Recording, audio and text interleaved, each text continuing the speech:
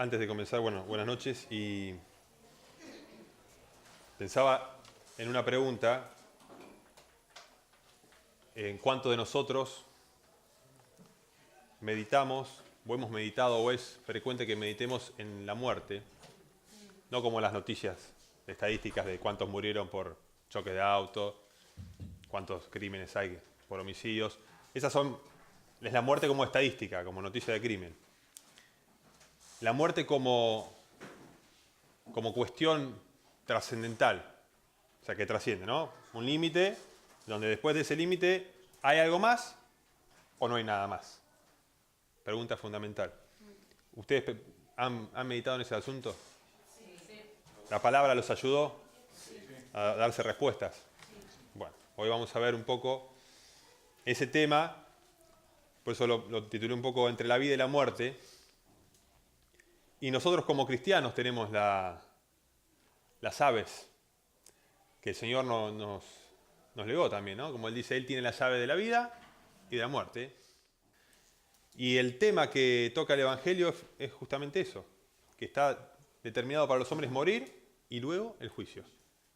Cuestión que habla de todo aquel que nació en este mundo, tiene una oportunidad que Dios nos da de buscar más allá de esta vida. Por eso vamos a ver con Eclesiastés cómo Salomón veía y su sentencia, en medio de toda su opulencia y todo su éxito terrenal, es vanidad de vanidades, todo es vanidad. Esa fue su conclusión con respecto a lo que había debajo del sol. Por eso cuando dice no hay nada nuevo bajo el sol, hablaba de esas respuestas. Uno dice, no, pero ahora tenemos celulares, antes no había, señor. Son nuevos los celulares. Hace 2000 años no los conocían. Son nuevos bajo el sol. Claro, pero las preguntas que hace Eclesiastés son las preguntas de la vida, del sentido de la vida. Por eso no hay nada nuevo bajo el sol. Porque lo que vos hoy haces, mañana no te lo llevás. Y era lo mismo para Salomón hace 2700 años que para nosotros hoy, que por más que seas Bill Gates o quien seas, todas tus empresas van a quedar en el olvido, en el paso del tiempo, y vos vas a la tumba. Igual que cualquier hombre de la historia. Eso es el concepto de vanidades, todo es vanidad y aflicción de espíritu, y que no hay nada nuevo bajo el sol. Por eso, las mismas preguntas que se hicieron los hombres en toda época, nosotros en el Evangelio, en la palabra de Dios, encontramos la respuesta. Encontramos el sentido.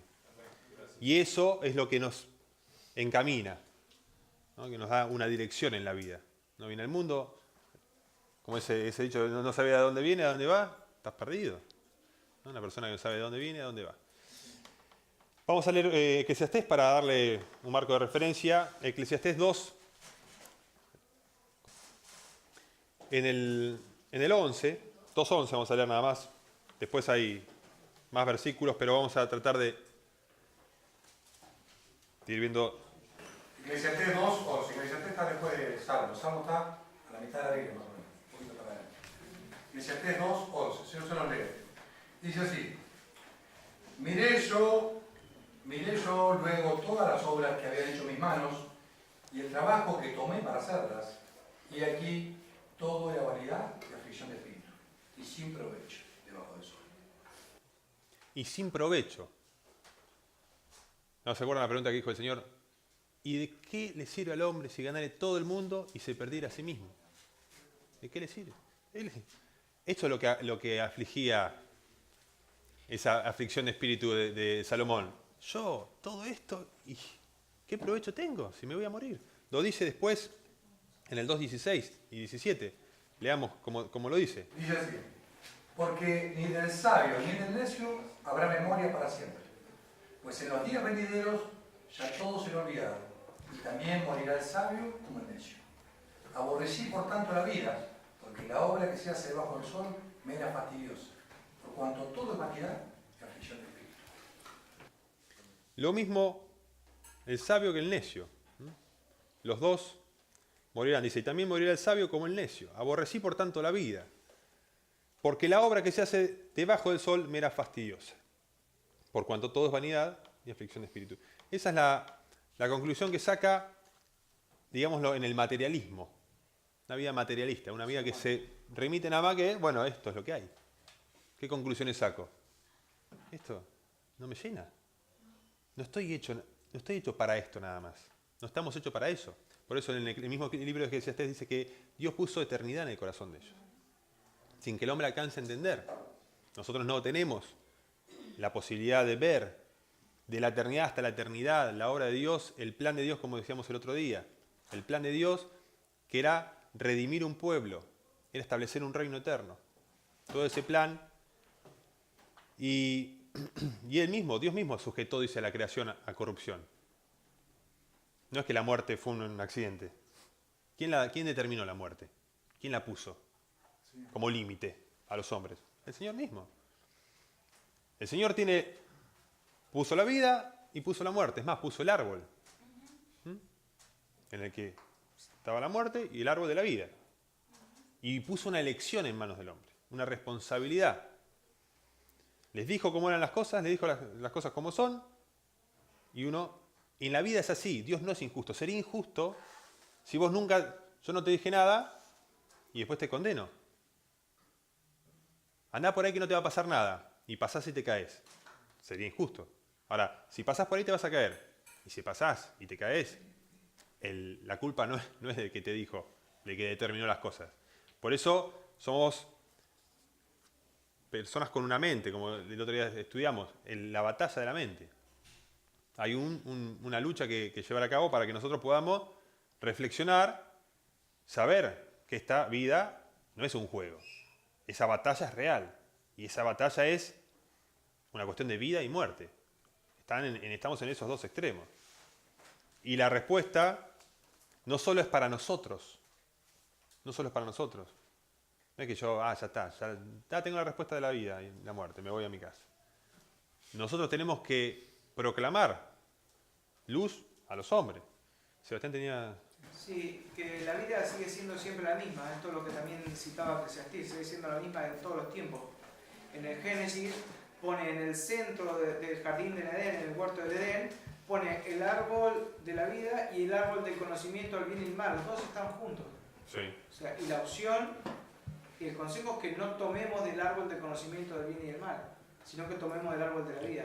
Pero la opción la toma cada uno, la decisión es propia. Incluso fue un mandamiento claro, de ese árbol no comerás. ¿Por qué? ¿Por qué no? Porque el día que comas, ciertamente, realmente vas a morir. Te dice, mirá, en cualquier otra religión, no comas de esa religión, porque de esa religión no vas a hallar vida. Lo que significa que te vas a morir y no va a haber nadie que te salve. Ni Buda, ni Mahoma, ni Montoto Flores. Ni Gandhi, ni ninguna ideología, idea, filosofía, ni yogi. Pero en el árbol de la vida, en Jesucristo, está la salvación. Es claro el mensaje. ¿Y vos qué escogés? Todo el cristianismo, 2000 años después, floreció, se hizo conocido el Evangelio. No fue fácil. Muchos murieron al principio. Si no hubiese habido una lucha espiritual, un reino de tinieblas, comandado por Satanás, buscando destruir a los cristianos, para que no se propague el mensaje, no hubiese pasado nada. Pero la realidad es que hay un reino de tinieblas, y ese mismo reino de tinieblas es el que se opone a que cada uno de nosotros recibamos la palabra, la atesoremos, la comprendamos, y nos aferremos a ella con toda nuestra vida. Porque una de las advertencias en cuando se predica la palabra es que cayó entre pedregales. Vinieron los pájaros y se la llevaron.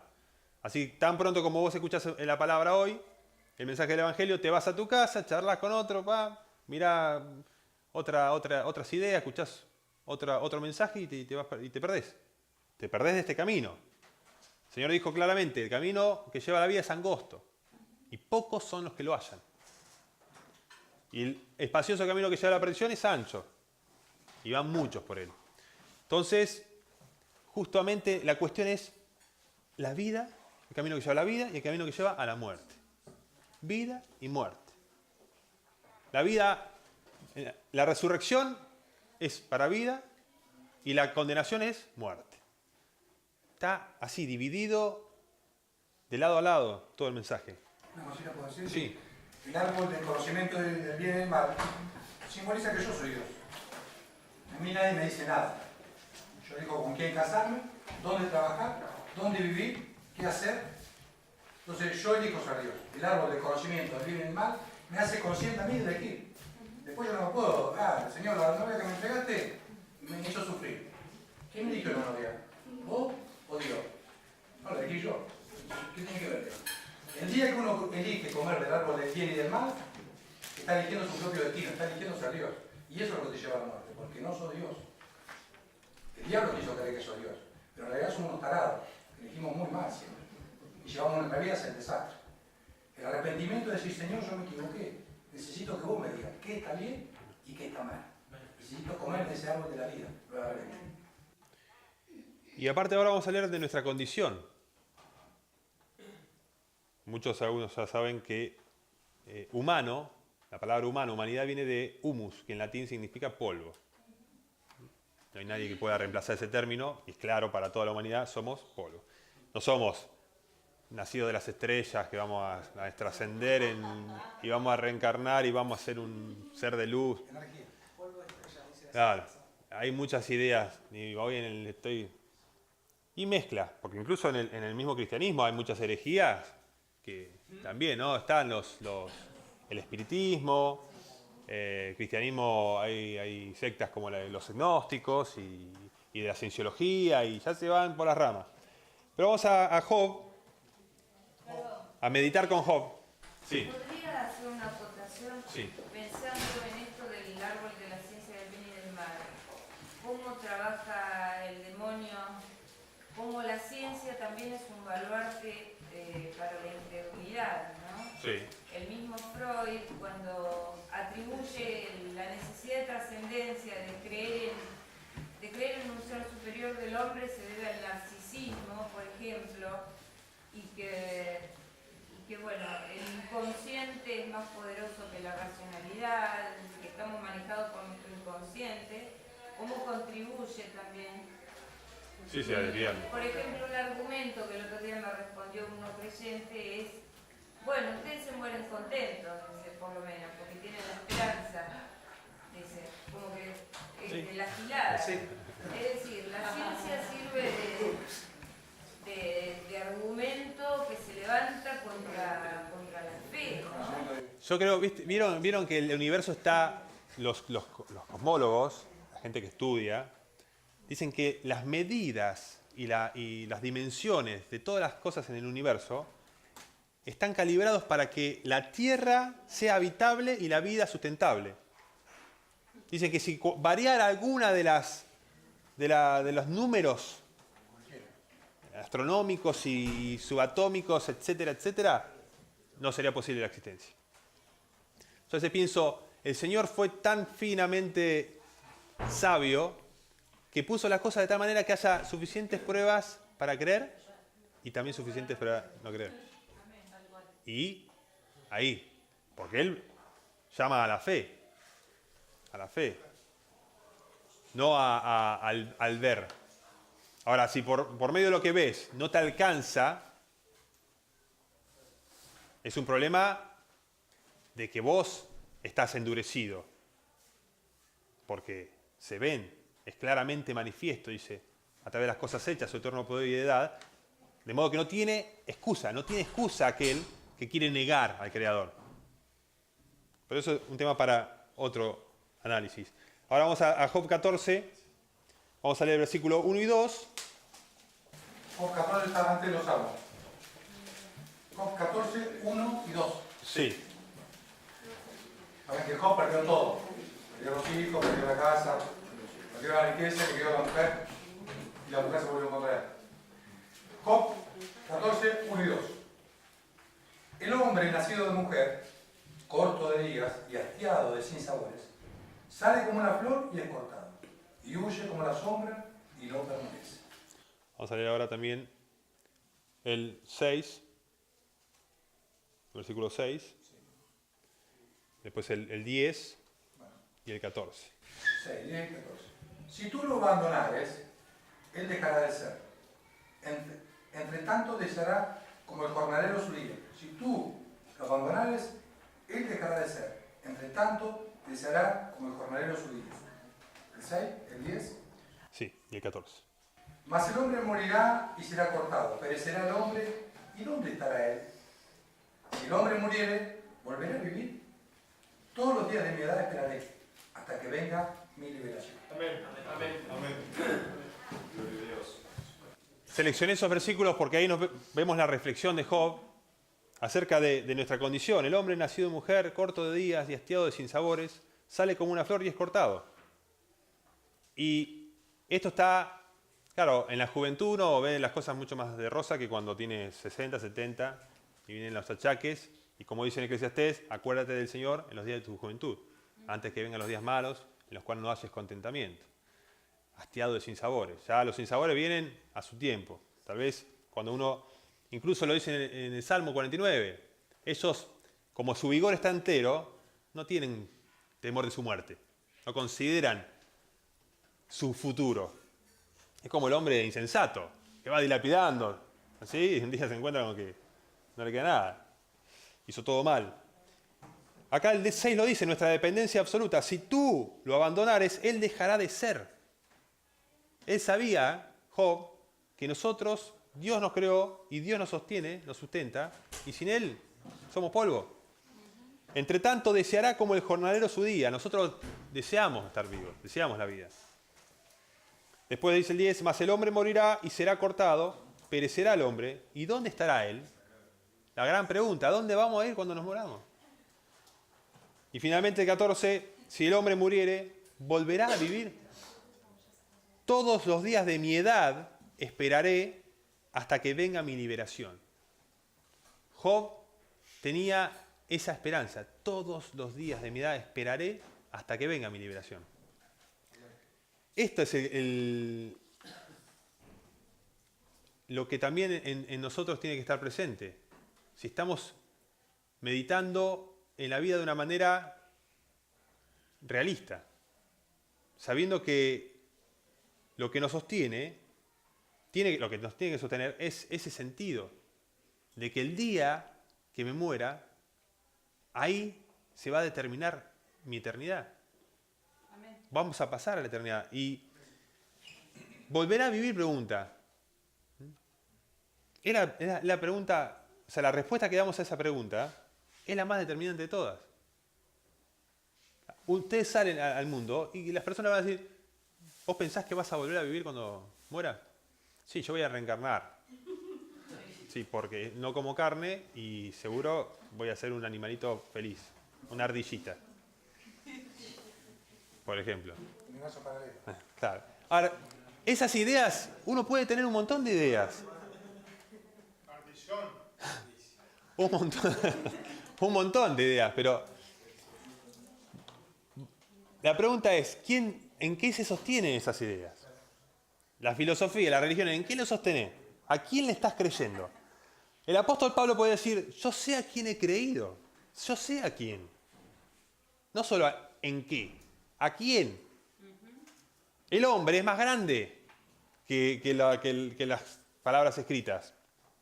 Jesucristo es más que la doctrina. La doctrina depende de Jesucristo. Por eso Pablo dice, y sé que es poderoso para guardar mi depósito para aquel día. Entonces Pablo pensaba muy claramente estas cosas. Sabía muy bien a dónde iba, qué estaba pensando cada día Pablo. Que él estaba corriendo una carrera donde en la meta estaba el Señor, Jesucristo, que lo iba a resucitar de los muertos y se lo iba a presentar a sí mismo para en ese momento recibir el fruto de su trabajo. Ese día. No acá. Si Pablo estuvo preso, lo abandonaron, no tenía dinero, necesitaba que lo ayuden económicamente a veces porque lo dejaban pasar hambre. Imagínense esa situación. Pablo estaba constantemente. Por eso dice, cada día muero, dice Pablo en un momento. Ahora, tenemos esa pregunta de Job. Tenemos esa pregunta de la humanidad, no de Job. ¿Volverá el hombre a vivir? ¿Qué ser humano nos hizo esa pregunta? ¿Qué ser humano no vio en tribus o cualquier país en la historia morir seres queridos y decir, ¿qué pasa? ¿A dónde fue esa vida, ese alma? Vamos a leer qué nos dice el Señor en Juan 11, 25 y 26. Estamos hablando acá de la resurrección de Lázaro. Está hablando con Marta y Lázaro, el hermano, había muerto. 25, 26, ¿dijiste? Sí. Y Jesús le dijo, vamos a Marta, yo soy la resurrección y la vida. El que cree en mí, aunque esté muerto, vivirá. Y todo aquel que vive y cree en mí, no morirá eternamente. ¿Crees esto? Amén. ¿Crees esto? ¿Lo crees? Y es yo soy, dice el Señor, la resurrección y la vida. ¿No es? Bueno, si crees en esta idea, si crees en este mensaje, sí, el mensaje es nada más que el medio. Pero, ¿quién es lo que transmite el mensaje? ¿A quién te está hablando? El Señor Jesucristo. Una persona que murió y resucitó. No de una idea astral, de viajes astrales. ¿Dónde están los viajes astrales? A ver, mostrame. ¿Alguno lo vio? ¿A los reencarnados? ¿Quiénes son los reencarnados? No, porque viste que hay tipos que los hipnotizan y después hablan de vidas pasadas. Bueno, sí, me imagino que los demonios pueden hacer bastante cosas oscuras. ¿No? ¿No están los videntes, los que hablan con los muertos y todas las cosas extrañas que...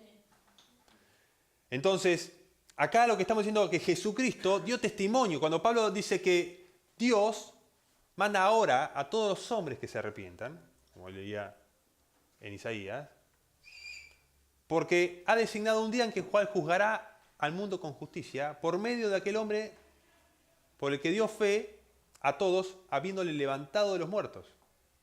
Entonces, ¿a dónde están las ideas ahí? Ahí ellos lo vieron. Se presentó con pruebas indubitables, dice. Lo vimos. Y leemos la historia. Leemos la historia, el relato, y nos cuenta los testigos. Incluso, si existen distintas versiones de algún pasaje, eso comprueba mayormente la veracidad. Porque en los casos que vos tenés testigos presenciales, en cualquier caso de la justicia que se investiga, criminal, un testigo vio algo así, más del otro, tenés alguna variación, pero es porque fueron testigos del mismo caso. Ahora, si nosotros nos ponemos de acuerdo, decís rojo, que era rojo, y todos dicen rojo. Ahora, si uno dice, no, pero yo escuché que este le decía y le dijo tal y tal y tal cosa, el ladrón en la cruz. Ahí los ladrones dice que los dos lo injuriaban. Pero Juan, que estaba a los pies, dice que le dijo esto y esto uno. Y el otro dijo esto otro. Entonces que tal vez el que testificó que oyó detrás, digo eso por un dato, pero ¿por qué digo esto? Por la importancia de dos cosas. Uno, Pablo predicaba usando las Sagradas Escrituras, profetas. No diciendo nada, dando testimonio, dice. ¿Saben lo que es testificar? Sí. Yo doy testimonio. Esto fue así. Yo lo he visto, yo sé por qué es así. Yo lo vi. Ahora, que vos lo hayas visto es una cosa. Ahora, que vos digas, mirá, yo lo vi y acá está escrito hace 700 años qué iba a suceder. Por eso Pablo dice que daba testimonio a grandes y pequeños, no diciendo nada fuera de lo que se había escrito en la ley y en los profetas, que se iba a cumplir en Cristo. Por eso cuando ellos leían Isaías 53, cuando lees el Salmo 22, cuando lo vas buscando en el Antiguo Testamento y cuando el Señor decía, las Escrituras dan testimonio de mí, hay prueba suficiente. Evidencia que exige un veredicto, escribió Jock McDowell, un ateo que se convirtió a cristiano, porque cuando empezó a investigar terminó diciendo, esto es increíble que haya tanta evidencia. Y eso nos lleva entonces a decir, mira, vos no estás creyendo en hadas, en Papá Noel, como vienen los tipos, no, porque Jesús es como la historia de Papá Noel, es un invento. Como dijo, Lennox preguntó, y escúcheme, ¿alguno de ustedes creyó en Papá Noel de grande? Nadie. Ningún adulto cree en Papá Noel. Sin embargo, llegamos a creer en Jesucristo, muchos ya siendo adultos o jóvenes que pensamos bastante más juiciosamente. Hasta ahí vamos entonces la pregunta que nosotros nos respondemos, que nosotros nos respondimos, y nosotros no es solo la respondí. Hoy Gabriel oró para que no sea esto una cuestión racional. Bueno, está B y C, perfecto. Eso no es suficiente. Vamos a leer 1 Corintios 15, 31 y 32. 1 Corintios, capítulo 15, versículos 31 y 32. Dice así: les aseguro, hermanos, por la gloria que de ustedes tengo en nuestro Señor Jesucristo, que cada día muero. Si como hombre batallé en Éfeso contra fieras, ¿qué me aprovecha si los muertos no resucitan? Comamos y bebamos, porque mañana moriremos. Les aseguro, hermanos, por la gloria que de ustedes tengo en nuestro Señor Jesucristo. Fíjate qué palabra. Por la gloria que de ustedes tengo en nuestro Señor Jesucristo. La gloria que Pablo tenía, o que Pablo tiene, que tengo, no que tendré, que tenía en ese momento, era porque él predicó, él les anunciaba, él edificó. Y sabía que tenía recompensa por eso que había hecho. Por eso después va a decir que vuestro trabajo en el Señor no es en vano. Y él dice, ¿qué me aprovecha entonces si no hay resurrección de muertos? ¿Estaría haciendo todo esto al cohete? Totalmente sin sentido. Entonces, Pablo es esa minoría. Imagínense todos los libros de historia, todos los libros, cuentos, narraciones, de todas las tribus había y por haber, y de quién corrió su palabra, su testimonio, como de ningún otro, del apóstol Pablo. O sea, como decir, no es casualidad, porque el apóstol Pablo, Jesucristo lo escogió específicamente y dijo, instrumento escogido me es este. ¿Quién podía decir en aquel entonces, sean imitadores de mí, así como yo de Cristo? Él se ponía de ejemplo. Él tuvo una revelación del Evangelio de una forma tal que decía que yo no lo recibí de hombre alguno. El Señor mismo me lo reveló, el Evangelio. Entonces, ¿qué me aprovecha? Es la pregunta que nos tenemos que hacer nosotros. ¿Qué estoy haciendo con mi vida? ¿Qué estoy haciendo? ¿Para qué estoy viviendo? ¿Para comer y beber? Bueno, dice, si no va a haber nada después, comer y beber. Total. ¿Se entiende? Pablo, sin embargo, decía que la gloria que tenía era en el trabajo que había hecho en ellos, en Jesucristo. Y eso era lo que lo llevaba a morir cada día. También. Porque también en otro momento va a decir, la muerte actúa en nosotros y en ustedes la vida. Porque para servir, el Señor dice que hay que agarrar la cruz, negarse a uno mismo y poderlo seguir a Cristo. Y seguir a Cristo es servir a otros. Con la palabra, con la mano, con todo lo que tengamos a nuestro alcance. Vamos a leer dos pasajes. Uno hoy ya lo comenté, que está en Mateo 26, 16. Perdón, ¿puedo hacer referencia también al segundo versículo que leímos, que fue el 32? Dice, Sí. si como hombre batallé en Éfeso contra fieras, ¿qué me aprovecha si los muertos no resucitan? No sirve de nada, absolutamente de nada, todas inclusive las ganadas que uno pueda llegar a tener. Hablando de algo, ¿no? Batallar contra fieras, ¿no? Contra el monstruo con el que cada uno nos enfrentamos. No tiene sentido si uno va a morir de todas maneras. ¿No? ¿Para qué? ¿No? Entonces, si no tiene sentido, comamos y bebamos, porque mañana moriremos. ¿Qué es lo que está haciendo esta generación? Por lo general, nuestro mayor deleite, comer y beber. No sé, no va mucho más allá de eso, ¿no? Qué mejor que comerse un asado y juntarse, ¿no? A tomar lo que a uno le gusta, ¿no? A disfrutar de ese día. Sin embargo, de lo mejor que existe en la tierra, lo mejor que es comer y beber, eso va a la letrina, dice la Biblia, ¿no?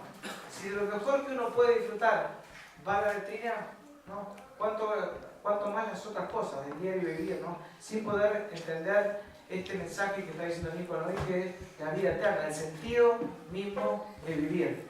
El por qué hoy estamos acá sentados cada uno de nosotros, ¿no? Pensemos, por ejemplo, en Romanos que dice, los que perseverando en bien hacer, buscan gloria, honra e inmortalidad. Uno puede buscar ganar un campeonato de fútbol, ser como Messi en el mundo.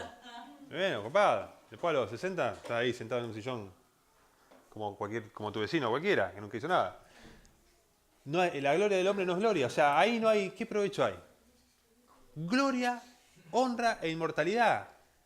¿Quién te llama? Ese es un supremo llamamiento.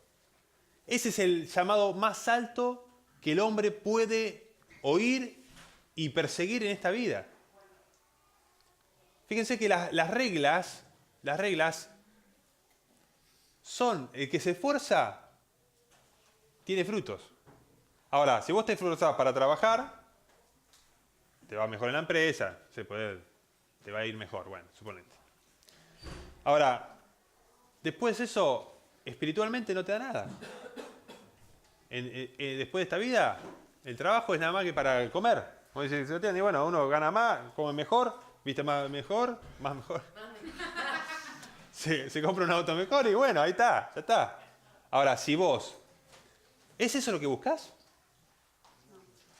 Aparte el Señor lo dijo claramente, no se puede servir a dos señores. No se puede servir a Dios y a las riquezas. No puedes buscar gloria, honra e inmortalidad, resurrección a una vida eterna en el reino inconmovible y eterno del Señor y ocuparte de, a ver, che, el dólar, a ver, vamos, compremos, no sé, pónganse, pavada de que hoy vemos hoy. Cuestiones de ¿qué voy a comer? ¿Qué voy a vestir? Ni siquiera el Señor dice, bueno, entendiendo la condición humilde, el Señor mismo dice, no se preocupen por esas cosas. Ni siquiera por la vestimenta y la comida. Porque vuestro Padre sabe de qué cosas tiene necesidad. Entonces le dice, busquen primeramente el reino de Dios y su justicia. Ahora, si uno busca el reino de Dios y no espera resucitar, no entendió nada. El reino de Dios, el Señor dice, oren pidiendo, venga a nosotros tu reino. Al Señor Jesucristo que estamos esperando en su venida, es al que estamos sirviendo. También Hebreos dice, nosotros recibiendo un reino inconmovible, sirvamos al Señor con gratitud. Leamos ahora Mateo 26, 16, un versiculito y otro más que está en Juan 6, 26. Mateo 20... Hagamos una cosa, lee Mateo 26, 16 y yo voy a leer Juan 6, 26. Así. Dice, porque ¿qué aprovechará el hombre si ganare todo el mundo y perdiere su alma? ¿O qué recompensa dará el hombre por su alma? ¿Qué aprovechará si ganare todo el mundo y perdiere su alma? ¿O qué recompensa dará el hombre por su alma? Y leamos también el 27. Dice, ¿el 27? Sí. 17. No, ahí mismo el 27. Porque el Hijo del Hombre vendrá en gloria de su Padre con sus ángeles, y entonces pagará a cada uno conforme a sus obras. A veces no lo leemos muy en contexto. Cortamos en el ¿qué recompensa dará por su alma? ¿A quién? El problema es que viene el Hijo del Hombre en la gloria de su Padre con sus ángeles y entonces pagará a cada uno conforme a sus obras. ¿Y qué dice Romanos conforme a sus obras? Vamos a leerlo, está en Romanos 3.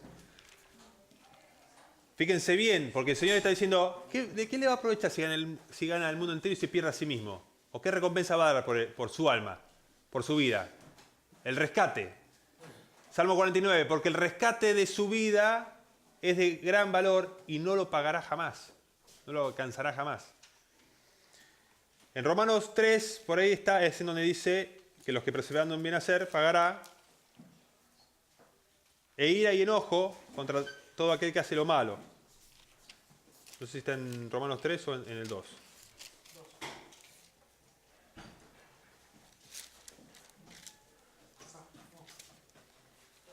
Sí, acá. 2.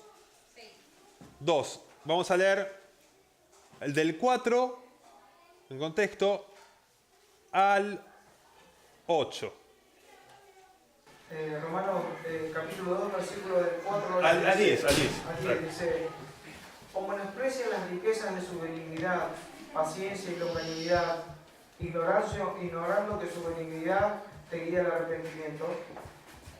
Pero por tu dureza y por tu corazón no arrepentido, atesoras para ti mismo ira para el día de la ira y de la revelación del justo juicio de Dios, el cual pagará a cada uno conforme a sus obras. Vida eterna a los que perseverando en bien hacer buscan gloria, honra e inmortalidad. Pero ira y enojo a los que son contenciosos y no obedecen a la verdad, sino que obedecen a la justicia. A la injusticia. Tribulación y angustia sobre todo ser humano que hace lo malo, el judío primeramente y también el griego. Pero gloria y honra y paz a todo el que hace lo bueno, al judío primeramente y también al griego. Entonces acá, claramente, si leemos, vamos a leer de vuelta, vamos a terminar con eso, no los quiero cansar, pero vamos a volver a leer Mateo 16, del 24, vamos a leer, al 27, vamos a leer Mateo 16, del 24 al 27, y vamos a volver a leer un poquito ahí para ver cómo es la conexión clara entre esto que dice el Señor y lo que Pablo nos está diciendo en Romanos. Dice Mateo capítulo 16, versículos del 24 al 28 y terminamos el capítulo. Dice, entonces Jesús dijo a sus discípulos, si alguno quiere venir en pos de mí, niéguese a sí mismo y tome su cruz y sígame. Porque todo el que quiera salvar su vida, la perderá. Y todo el que pierda su vida por causa de mí, la hallará. Porque, ¿qué aprovechará al hombre si ganare todo el mundo y perdiere su alma? ¿O qué recompensa dará el hombre por su alma? Porque el Hijo del Hombre vendrá en gloria de su Padre con sus ángeles, y entonces pagará a cada uno conforme a sus obras. De cierto les digo que hay algunos de los que están aquí que no gustarán la muerte hasta que haya visto al Hijo del Hombre viniendo en su reino. Y esa referencia final del Señor hace alusión a cuando Él, después vemos el relato que Pedro y Juan estaban en el monte y Él se transfigura. Ven una manifestación, ¿no? El Señor va a venir en esa gloria que habla del brillo y del esplendor, y no de su condición de ser humano humilde de entonces, ¿no? De ese entonces que murió en debilidad. Ahora, fíjense entonces que dice, porque el Hijo del Hombre vendrá. Ahora, este porque está relacionado con que, porque ¿qué aprovechará el hombre si ganara el mundo entero y se perdiera a sí mismo? ¿O qué recompensa va a dar por su alma? Porque el Hijo del Hombre vendrá en la gloria de su Padre con sus ángeles y entonces pagará a cada uno conforme a sus obras. Dice que el Padre dio todo el juicio a su Hijo. El que juzga a los hombres, a la humanidad en su venida, es Jesucristo. Por eso dice, por tanto, manda a todos los hombres en todo lugar que se arrepientan, porque ha determinado un día en que cual juzgará con justicia a todo el mundo. ¿Por quién? Por Jesucristo. Va a venir y todo ojo lo va a ver. No va a ser una idea de un chifladín que dice que estuvo, ¿no?, con Joseph Smith en el quinto cielo y bajó y vio que también estaban los pitufos, por ejemplo. Por ejemplo, ¿por qué no? Total, da para cualquier cosa, si te gusta. Y en realidad los pitufos eran una revelación. Perdón, pero ¿qué dice Pablo en Romanos? Pero por tu dureza y por tu corazón no arrepentido atesoras para ti mismo ira para el día de la ira y de la revelación del justo juicio de Dios. Cuando Dios juzgue con justicia. El cual pagará a cada uno conforme a sus obras. Lo dice textual el Señor. Y entonces pagará a cada uno conforme a sus obras. Entonces, para terminar, en Juan 6:26, el Señor nos dice en qué tenemos que ocupar nuestro tiempo. Nuestra fuerza, nuestro interés. Porque si uno creyó al Evangelio, ¿qué es lo que creíste? ¿Creíste en ideas así mágicas? ¿O creíste que Jesucristo lo llevaron en cuerpo a un madero, primero lo azotaron, lo mutilaron a azotes y después lo llevaron al madero, y cuando estaba en el madero lo clavaron en la cruz y lo dejaron agonizante y se le burlaron. Y lo dejaron ahí como si fuera un delincuente, un criminal, de los peores. Esa es nuestra condición. La verdad es que nosotros teníamos ese lugar delante de Dios. Y Jesucristo fue el que tomó y pagó el rescate. Por eso dice Pablo, ¿cuánto mayor castigo piensan que va a merecer aquel que tuviere por inmunda la sangre del pacto y pisoteare la sangre de Jesucristo? Que nosotros estamos recibiendo un mensaje de salvación. Amén. No de pare de sufrir, no de sea exitoso y próspero. No, salvate, porque el día que el Señor juzgue a los hombres, te va a juzgar por tus obras. No por los favores que te hizo. Ay, paré de sufrir, ahora soy un hombre sano y feliz. Ah, sí. ¿Y estás sirviendo al Señor? ¿O te estás dedicando a comer y beber y ya está? Te fuiste, como el Señor te hizo una sanidad, buenísimo, me voy, hago mi vida. Pablo lo dice claramente, por cuanto uno murió por todos, luego todos murieron para que los que viven no vivan para sí mismos, sino para aquel que murió y resucitó por ellos. Amén. Entonces, el cual pagará cada uno conforme a sus obras, vida eterna, a los que perseverando en mi nacer buscan gloria y honra e inmortalidad. Y el Señor dice en Juan 6:26, trabajen no por la comida que perece, sino por la comida que a vida eterna permanece, la cual el Hijo del Hombre les dará, porque a este señaló Dios el Padre. Entonces tenemos que meditar mucho en eso cada día, hasta que nos entre esa palabra, porque el Señor viene y no podemos dejar al mundo en tinieblas, no decirle nada a la gente.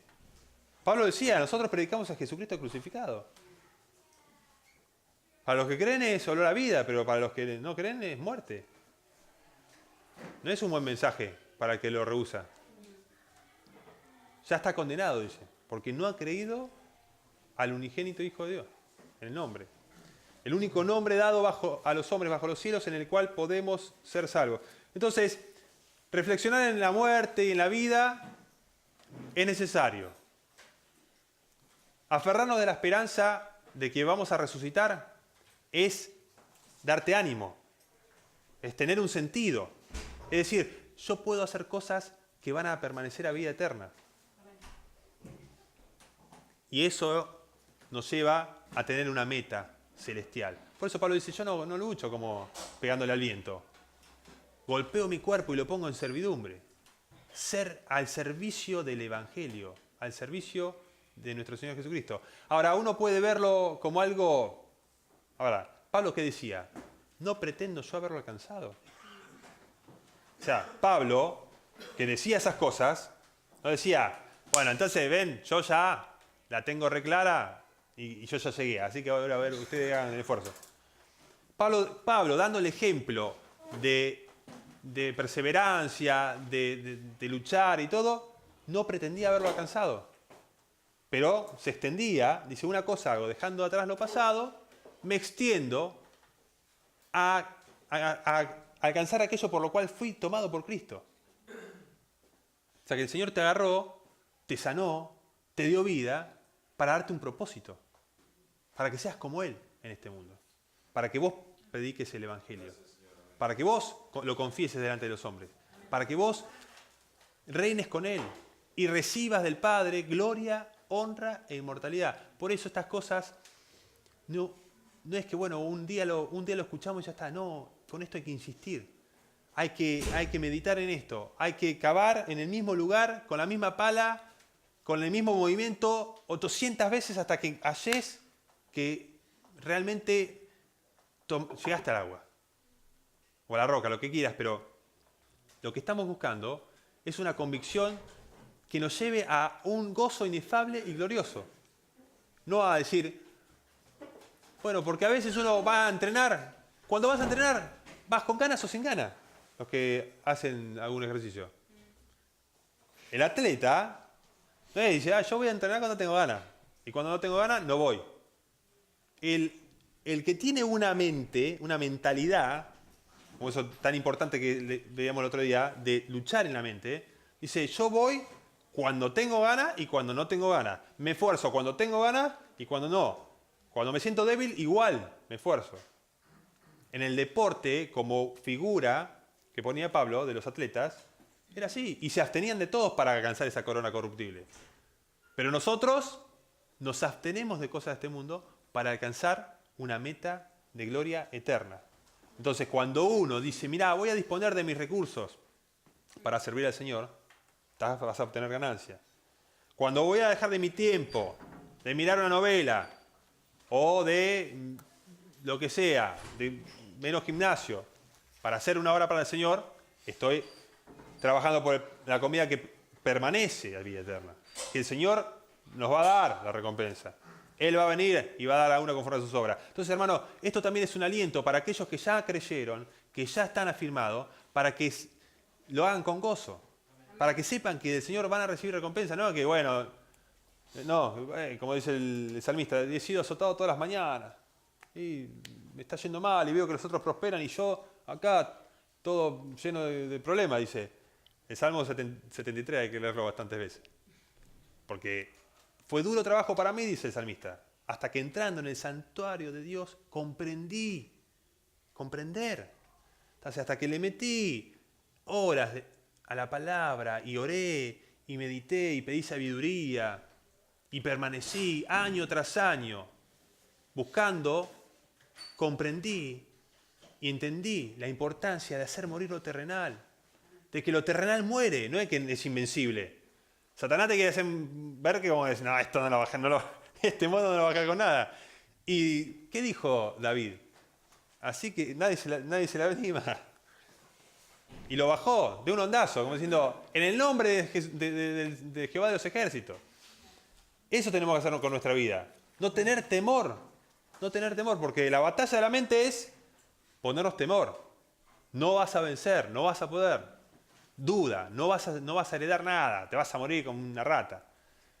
Pero el mensaje del Evangelio es para que nosotros estemos realmente gozosos, esperanzados. Perdón, Dios lo bendiga.